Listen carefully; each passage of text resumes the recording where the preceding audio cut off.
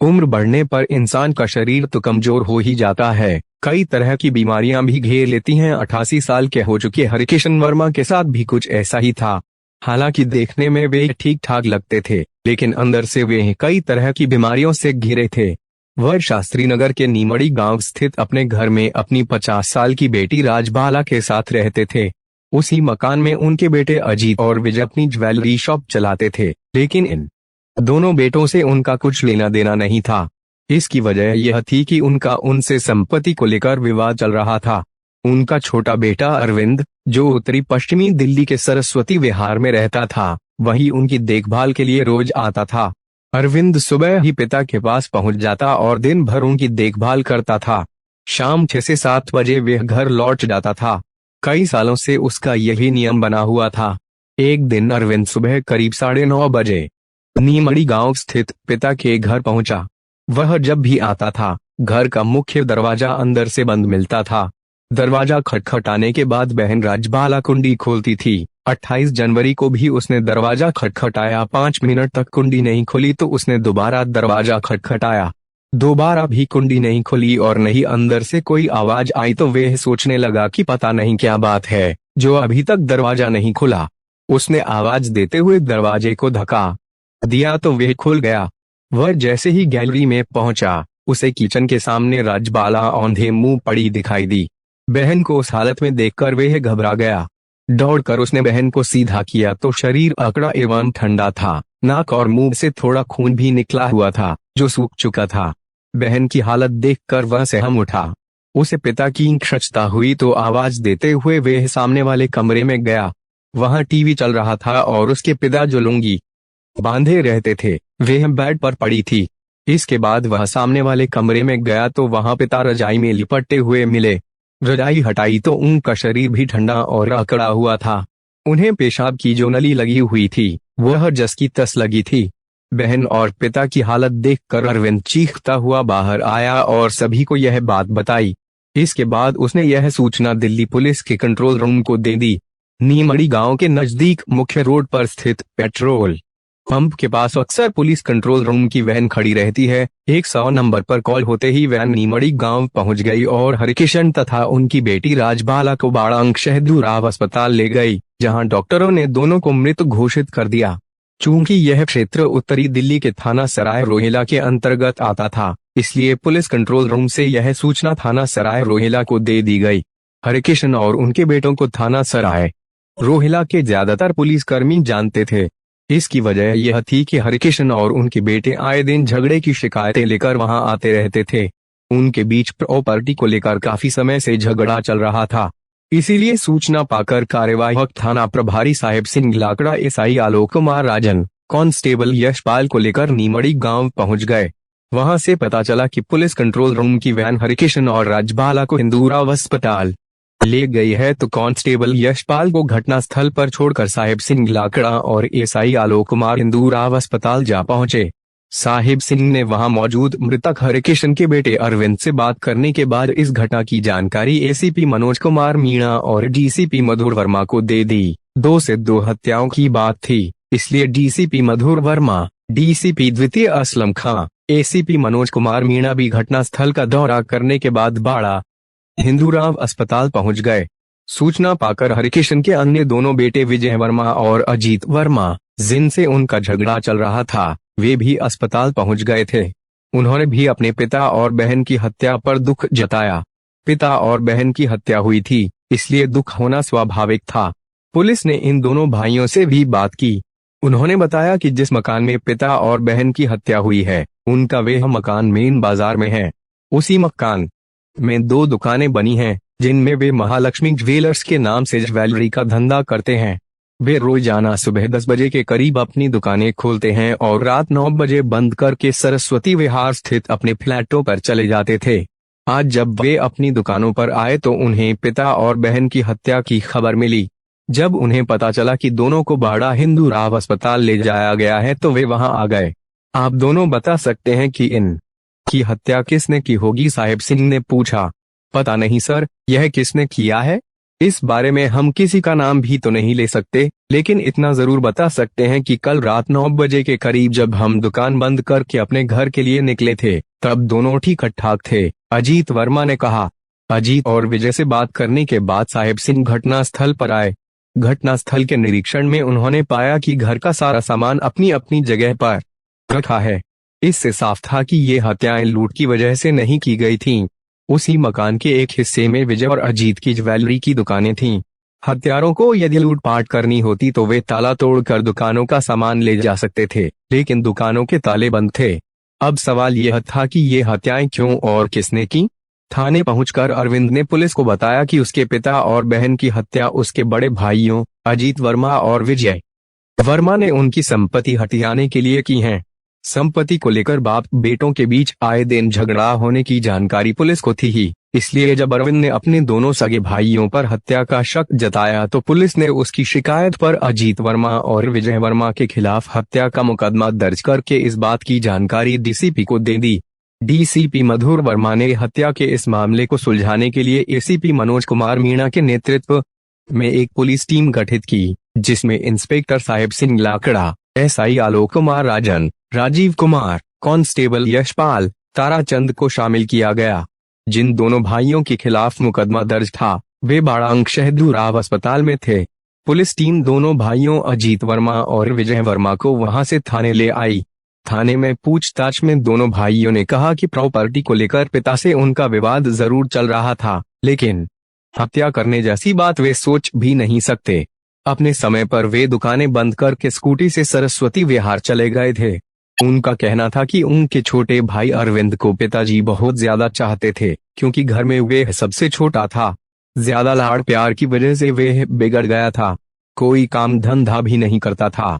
कहीं ऐसा तो नहीं कि पैसे की जरूरत पड़ने पर उसने पिताजी से पैसे मांगे हों और पिताजी ने मना कर दिया हो तो उसी ने गुस्से में उन्हें मार दिया हो। राजबाला ने उसे देख लिया हो तो उसने उसकी भी हत्या कर दी हो। अजीत वर्मा और विजय वर्मा ने पुलिस को जो बताया था वह सच भी हो सकता था, इसलिए सच्चाई जानने के लिए पुलिस ने अरविंद वर्मा को भी थाने बुला लिया। पड़ोसियों और दुकानदारों को जब पता चला कि जिन लोगों की हत्या हुई है पुलिस उन्हीं के घर वालों को संदिग्ध मानकर पूछताछ कर रही है तो उन्हें यह बात बुरी लगी। दुकानें बंद करके सभी इकट्ठा हुए और कहने लगे कि पुलिस इस मामले को गंभीरता से न लेकर घर वालों को ही परेशान कर रही है। इस बात से नाराज होकर सभी पुलिस के खिलाफ नारेबाजी करने लगे। एसीपी मनोज कुमार मीणा और अन्य अधिकारियों ने भीड़ को समझाया और विश्वास दिलाया कि उन्हें कातिलों का सुराग मिल चुका है, इसलिए कातिल जल्द ही पुलिस की गिरफ्त में होंगे। पुलिस किसी निर्दोष को कतई नहीं फंसाती। उनके काफी समझाने के बाद भीड़ शांत हुई। पुलिस पर मामले के खुलासे का दबाव बढ़ता जा रहा था। अरविंद और उसके दोनों भाई पुलिस की गिरफ्त में थे। पुलिस दोनों उनसे अपने तरीके से पूछताछ कर रही थी। पुलिस ने पड़ोसियों से पूछताछ करके यह जानने की कोशिश की कि हरिकिशन और उनकी बेटी राजबाला की किसी से कोई दुश्मनी तो नहीं थी। इस पूछताछ में एक बात यह सामने आई कि हरिकिशन अकड़ वाले जिद्दी स्वभाव के आदमी थे। अगर कोई आदमी उनके घर के आगे गाड़ी खड़ी कर देता था तो वे उससे लड़ने को तैयार हो जाते थे, लेकिन ये झगड़े ऐसे नहीं थे जिससे कोई उनकी हत्या कर देता। हरिकिशन का नियमड़ी गांव में 100 वर्ग गज का जो मकान था वे वहां के मेन बाजार में था। मौजूदा समय में उसकी कीमत करोड़ों रुपए में थी। इससे पुलिस को लग रहा था कि ये हत्याएं प्रॉपर्टी को लेकर ही की गई हैं। तीनों भाई खुद को बेकसूर बता रहे थे। एसआई आलोक कुमार राजन जिस समय साहेब सिंह के सामने तीनों भाइयों से पूछताछ कर रहे थे, उसी समय इंद्रलोक चौकी के प्रभारी राजीव कुमार सीसीटीवी कैमरे की एक फुटेज लेकर आ गए। वह फुटेज हरिकिशन के मकान के सामने स्थित एक ज्वेलर्स की दुकान के सामने लगे सीसीटीवी कैमरे की थी। पुलिस को उस फुटेज से पता चला कि अरविंद रोजाना सुबह 9 से 10 बजे के बीच पिता के पास आता था और शाम 7, साढ़े 7 बजे तक वहां रहता था। वह 7:30 बजे के करीब मकान के मुख्य दरवाजे से बाहर निकलता दिखाई दिया था। पूछताछ में अरविंद ने बताया भी यही था। उसी फुटेज में 8:30 बजे के करीब एक युवक हरिकिशन के मकान के मुख्य दरवाजे से तेजी से निकलता दिखाई दिया। HD क्वालिटी के सीसीटीवी कैमरे की फुटेज में वह युवक साफ तौर पर घबराया हुआ दिख रहा था। उसके निकलने के कुछ देर बाद 2 लोग तेजी से उसी दरवाजे से निकले। वे दोनों हेलमेट लगाए हुए थे। पुलिस ने वे फुटेज अरविंद को दिखाई तो उसने उन लोगों को पहचान कर बताया कि हेलमेट लगाकर निकलने वाले उसके बड़े भाई अजीत और विजय हैं। उनसे पहले जो युवक भागता हुआ निकला था वे विजय का बेटा विकास है। अरविंद ने बताया कि विकास कभी कभी वहां आता था। घर से निकलते समय इतना घबराया हुआ क्यों था, यह बात उसकी समझ में नहीं आई। उस दिन अजीत और विजय घर के अंदर से हेलमेट लगाकर निकले थे, जबकि इसके पहले वे अपना हेलमेट हाथ में लेकर निकलते थे और स्कूटी पर बैठने के बाद हेलमेट लगाते थे। पुलिस ने वे फुटेज अजीत और विजय को दिखाई तो उन्होंने यह तो माना कि हेलमेट लगाए हुए वही घर से निकले थे, लेकिन उस दिन वे घर के अंदर से हेलमेट लगाकर क्यों निकले, इस बात का वे कोई उचित जवाब नहीं दे सके। पूछताछ के लिए पुलिस विजय के बेटे विकास को थाने ले आई। विकास को अलग ले जाकर जब उससे इस दोहरे हत्याकांड के बारे में सख्ती से पूछताछ की गई तो उसने सारी सच्चाई पुलिस को बात दी। उसने बताया कि उसी ने अपने पिता और चाचा के साथ मिलकर दादा और बुआ की हत्या की थी। बेटों द्वारा बाप और बहन के कत्ल की बात सुनकर पुलिस हैरान रह गई, क्योंकि एक बाप ने जिस तरह जी जान लगाकर अपने बेटों की परवरिश की थी, किसी लायक बनाया था, वही बेटे उनकी जान ले लेंगे, ऐसा किसी ने सोचा भी नहीं था। खैर, केस खुल चुका था।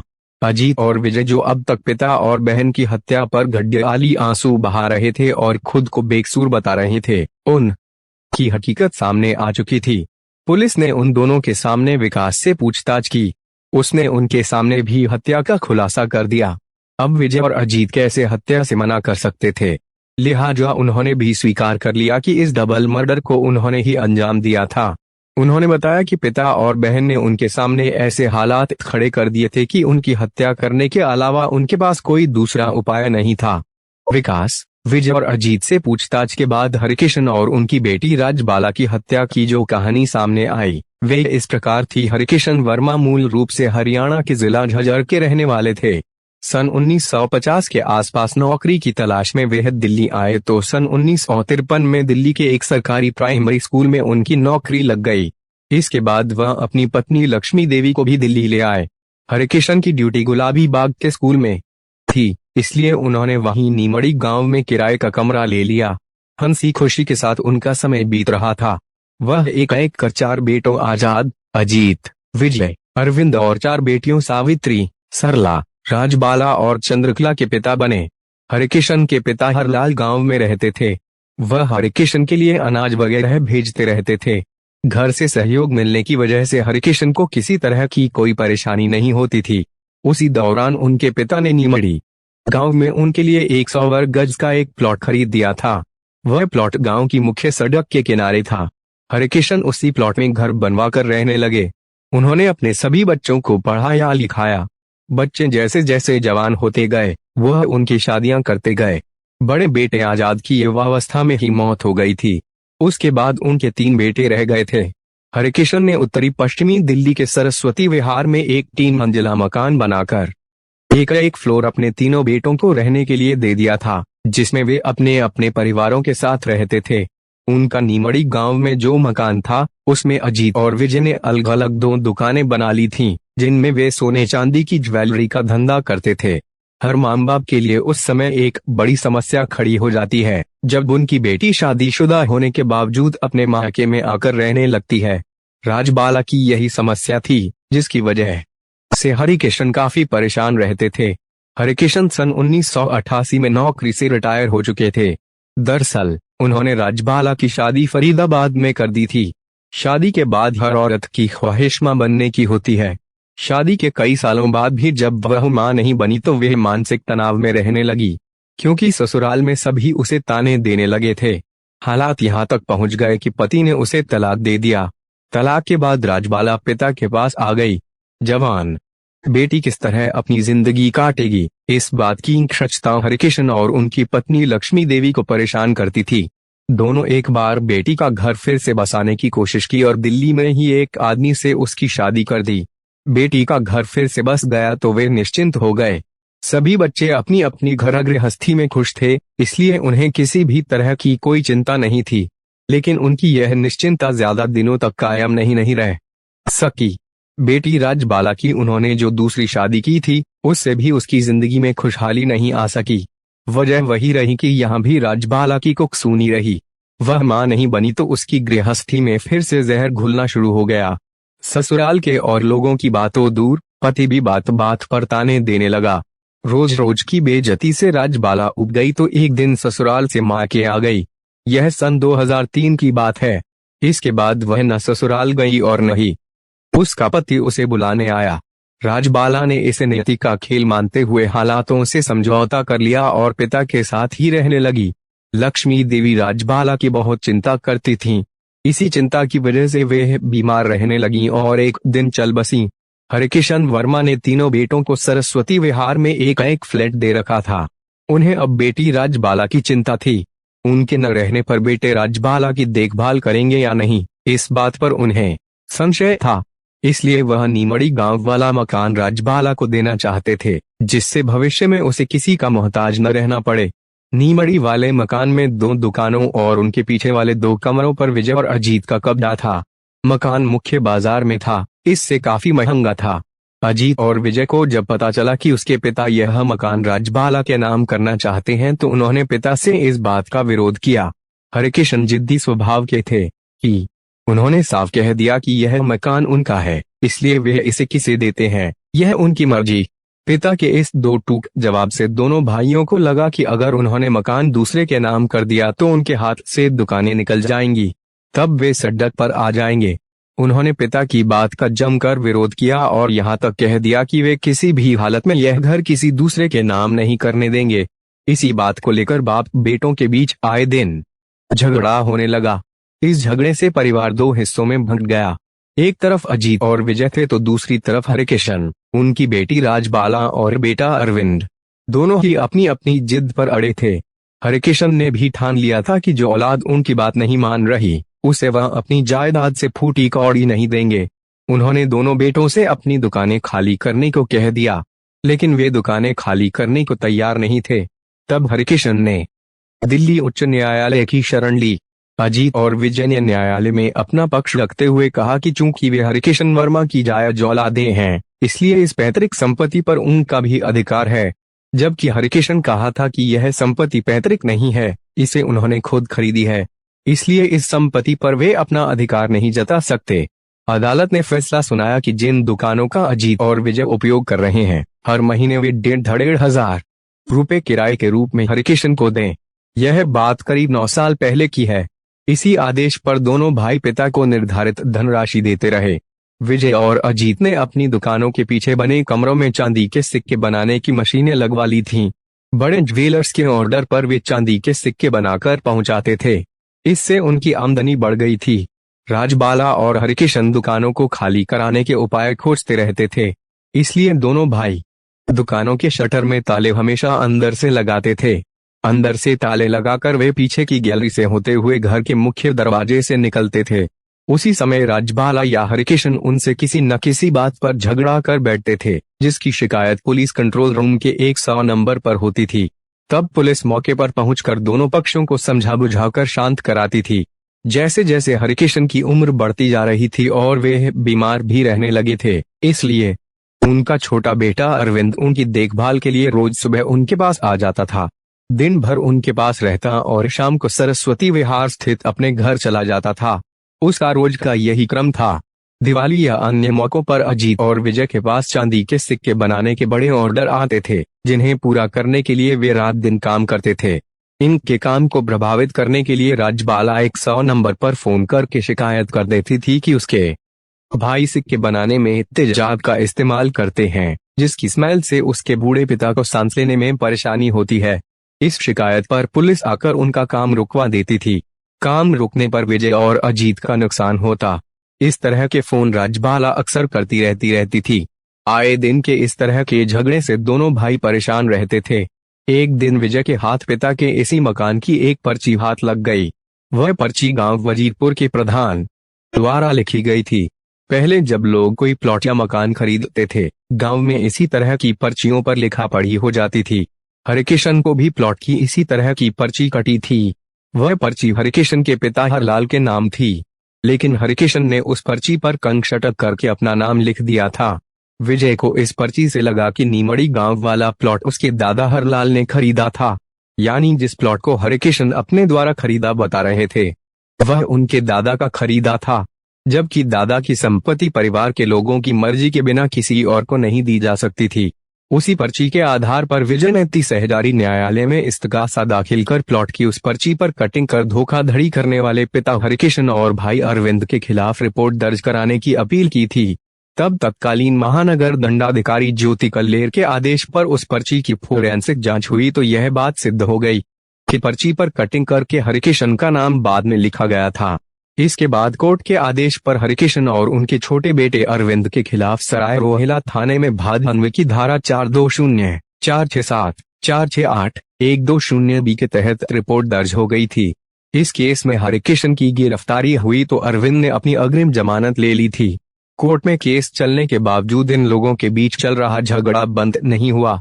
छोटी छोटी बातों पर झगड़ा करके पुलिस को फोन करना आए दिन की बात थी, इसीलिए थाने का हर पुलिसकर्मी इन्हें अच्छी तरह से जानता था। झगड़े से विजय और अजीत का धंधा चौपट हो रहा था। उन पर लोगों का कर्ज भी हो गया था। शाम दोनों भाई इसी समस्या पर विचार कर रहे थे, तभी विजय का बेटा विकास आ गया। अपने पिता और चाचा की हालत देखकर वे भी परेशान हो गया। उनकी समझ में नहीं आ रहा था कि इस समस्या का समाधान कैसे निकला जाए। अचानक विकास तैश में आ गया। उसने कहा कि क्यों न इस समस्या की जड़ हरिकिशन और राजबाला को ही खत्म कर दिया जाए। उपाय अच्छा था।